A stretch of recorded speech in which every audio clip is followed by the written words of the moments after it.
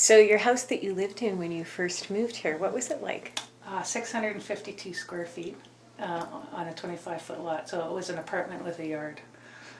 And my daughter and I lived in it. And I thought it would be exactly the right amount of house for the rest of my life until I met my husband and his two sons.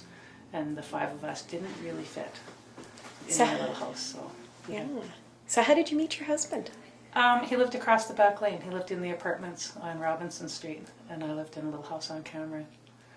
So how did you connect or start talking to each other? Well, it's kind of a silly thing. My sisters and I went to a social, and they were chatting with this guy, and I was trying to get away from somebody else entirely. And so I went and sat at this table, and they were talking about dogs.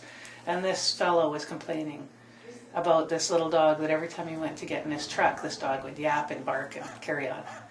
And to be friendly, I just said, "Where do you live?" And he said, "Cathedral." And I said, "What street?" And he said, "Robinson." And I said, "Do you live in the Lady Robinson apartments?"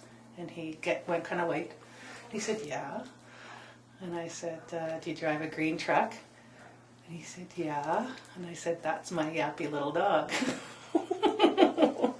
So the next day he came over with a plate of cookies and a big apology because he figured out where I lived based on the dog barking, and we got to be friends, and then we ended up married to each other for the last 9 years.